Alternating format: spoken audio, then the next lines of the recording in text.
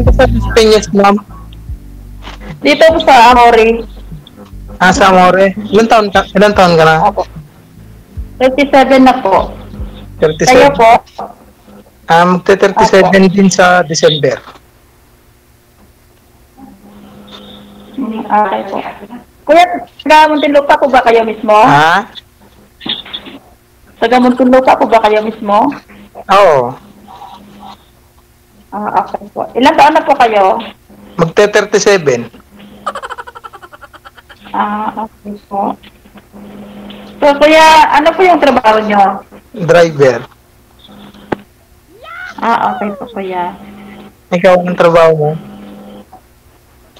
Dati po, kuya, isa po ako ka-OFW na pabalik-balik din sa ibang bansa. Pero ngayon, na-try ko din yung living guard at ngayon dito na ako sa bahay. Stay at home na po. Nag-perfect ka na. Diyan na po kayo nagli-lady guard? Opo. Diyan na po kayo sa bahay nyo nagli-lady guard, ma'am? Opo. Pahinga muna po. Pahinga muna. Single ma'am ka? No, single talaga po. Single. Okay. Opo. Ano probinsya mo? Iloilo. Iloilo po, kuya. Pero Iloilo. dito ako sa Manila. Opo. Ilongga. Opo. Matagal ka na rin dyan sa Las Piñas?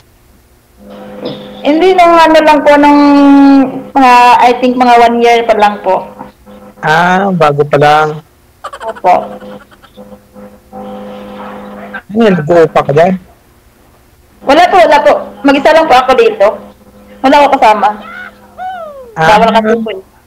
Wala po ako kasama dito. Nag-uupa ka dyan? Dito po. Hindi yung bahay po ng tiyahin ko. Bahay po ng tiyahin namin.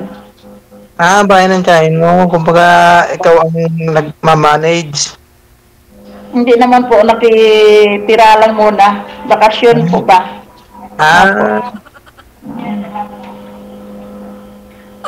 So, alam mo naman siguro kung ano yung ba't nandito tayo. Okay lang po, okay lang. Pagka pwede kong makuha din yung contact details mo. Number ka agad. Okay, pag-update ko kita through private messenger. 37 years old po kayo, ma'am. Single talaga. Wala po kayong naka-live-in. Hindi rin po kayo nakasal, no? Boyfriend, kailan po kayo nagka-boyfriend?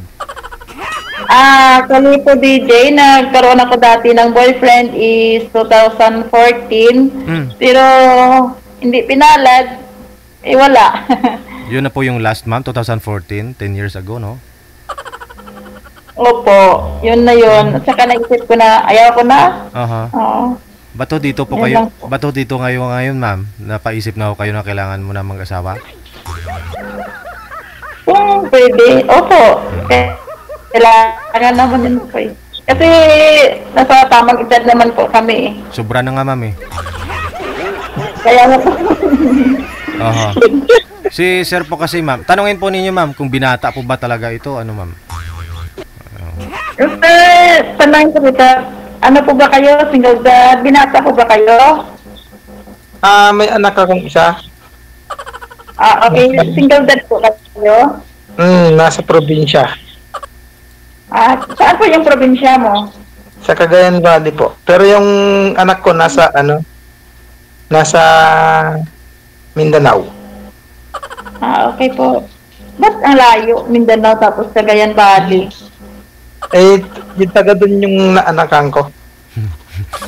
Okay po. Gawin niya yung bata dun sa Mindanao eh. Kasal po kayo, sir? So, malaki na po yung anak mo? Malaki na po.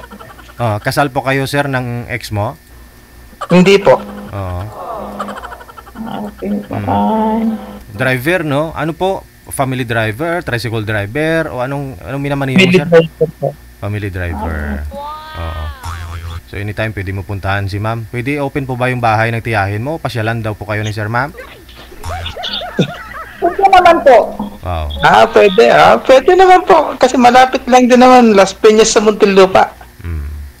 Kaya nga po. Pwede naman. Sa Las Piñas po, ma'am? Update naman ko kita kuya sa, Sige. sa Pro Insight. Update lang ko kita rin, sir. Kapit lang naman. Pwede rin naman, magmotor lang ako kasi may isa din naman ako motor dito eh. Ang ginagamit sa bahay. Wala. Okay po. Kilala rin kita ng maayos, ng mas maganda sa personal. So, nagbakasyon lang po kayo dyan sa bayan ng tiyahin mo, ma'am? Nagbakasyon lang ako kayo. Mag-abroad po kayo ulit? Opo. Actually ko, DJ, nung isa din ako SW dati na pabalik-balik sa ibang bansa. Tapos, nung dito na rin ako, year 2020, nag-guard ako. Tapos, nung umuwi ako sa amin, sa probinsya, yun, nakabalik. Sinabay ko yung pag-apply ng guard at saka yung, yung pabalik. Nauna ako sa guard, yun, i-grab ko na lang yung guard. Ngayon, 1 year ako na nakastay dito, bakasyon muna. Pero may balak talaga ako bumalik. Baka next year. Wala. Ayaw nyo po bumuo ng pamilya, ma'am? Sariling pamilya? Yung makasama mo palagi? O, paano yan kung magkatuluyan? Gusto naman po. O, mag-abroad ka kung magkatuluyan ho kayo ni sir? Malabo yan sa pusit, ma'am. Sabaw ng pusit.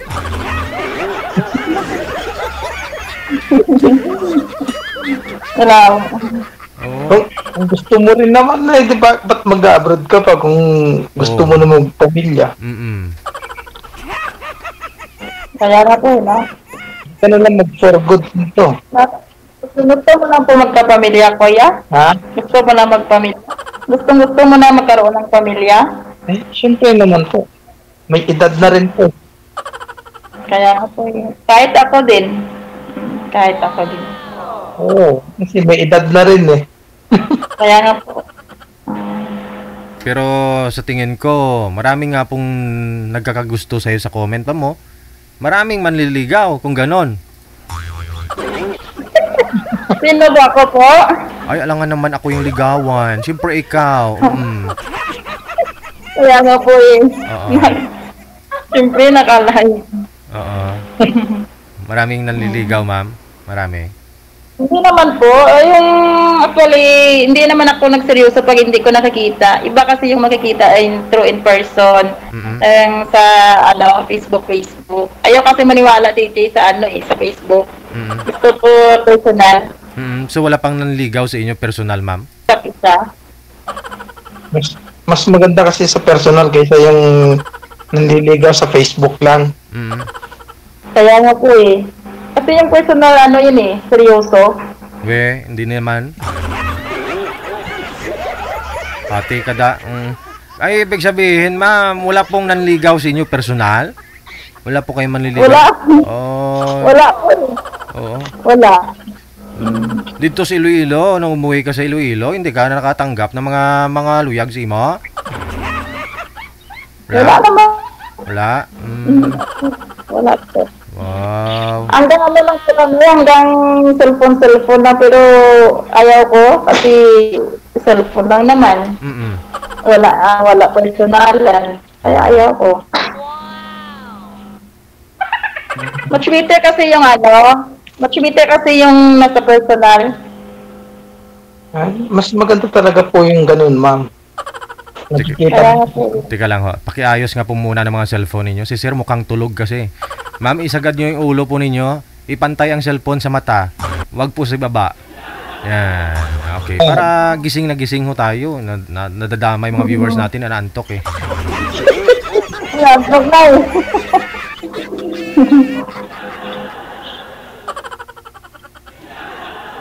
Yan, gising na gising naman ako, DJ. Kahit ako din po Pa? Kahit naman ako. Kaya nga. Pantay lang po yung cellphone sa mata. Oo, sa ulo. Huwag sa baba. Ako na po. Yan, okay po yan. Tanong pa ko kayo, ma'am.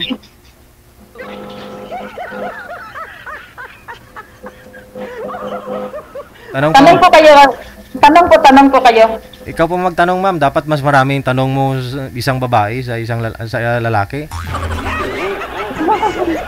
Oo.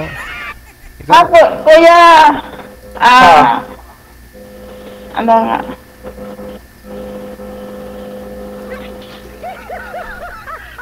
Ano? Anytime ka rin kung dalawin dyan sa inya, sa sa lugar mo. Okay lang po, okay lang. Pero,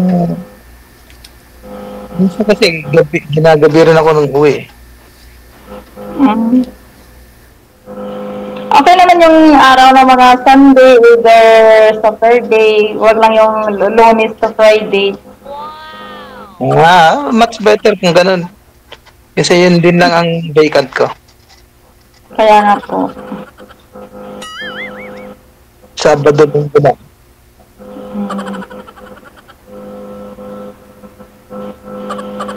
Ano pala pinagagabala mo ngayon dyan? Wala lang po, dito lang, nakatambay sa bahay. Pahinga muna. Pahinga muna.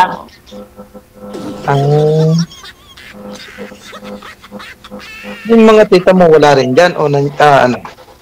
Nasa trabaho po sila. Nasa trabaho.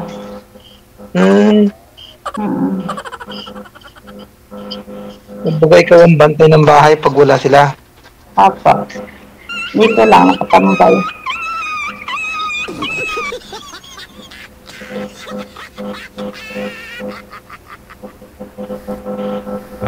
Parang aso lang nakabantay sa bahay, no? Kaya nga po, laging nakabantay. Ay, maganda na nagpapahinga ka naman. Sa ngayon, anong hanap? Fully decided na po kayo mag-asawa, ma'am. Anong hanap nyo? Matagal yung pangarap sa isang lalaki? Yung gusto ko naman po sa isang lalaki seryoso, bait. Yung kaya ko, kaya na ko ipaglaban. Kaya mo ba ako ipagmalaki sa pamilya mo? Syempre naman po. Okay. Okay lang po, ma'am, na may anak, may kahati ka na sa attention, sa financial, okay lang sa'yo.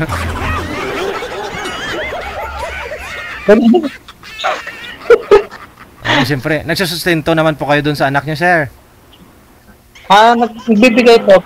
Pati po ng sinasahod ko. Ayun, kalati ng sinasahod niya, ma'am.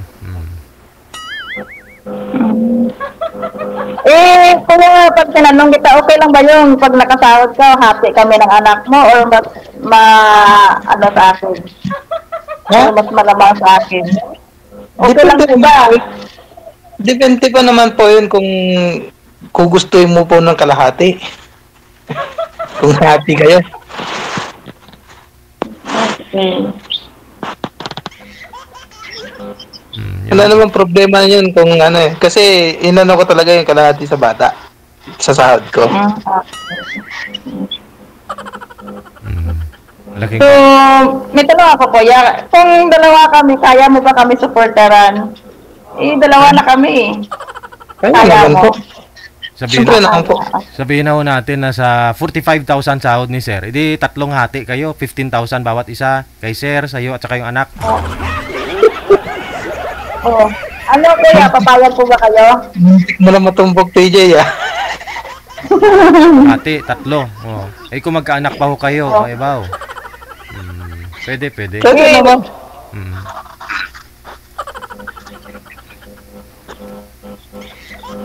Kaya naman yung DJ. Sahod. Malaki naman po yung sahod mo di ba?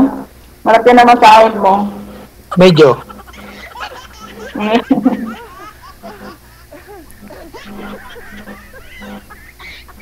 Kasi hindi lang naman yan ng may sideline pa ako. Okay naman. So, kaya mo kami buhayin. Kaya mo pala kami supportaran ng anak mo. Siyempre naman. Okay po. Ano pa ho yung hanap mo, ma'am? Bukod sa pag malaki, mabuhay ka, ano pa? Yun na naman po. Ayun lang. Kuya. Kung yan ang hinihingi ko sa'yo, kaya mo ba ako dalhin sa, kaya mo ako dalhin sa tindahan? Sa loob ba? O sa labas? Oh, Siyempre naman. kahit linggo-linggo, araw-araw po magsimba kayo. Siyempre naman po. Kaya, sige. Nasa edad na rin po eh.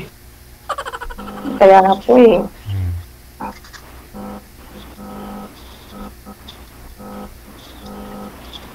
Ikaw, baka sa pamilya mo, kung payag na rin sila. Ikaw ba breadwinner? Po? Ikaw ba ang breadwinner sa pamilya niya? O hindi? Hindi naman po.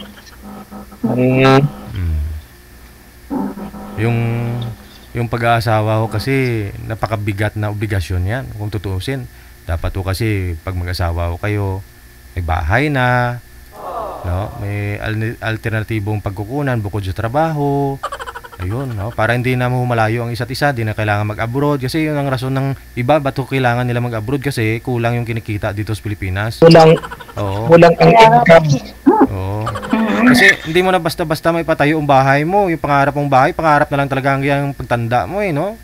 Kasi kung may pamilya ka na, siyempre unahin mo yung pag nabuntis misis mo, nasa sinapupunan pala yung bata. Problemahin mo na yung pambili ng ng mga damit niya paglabas. Wow.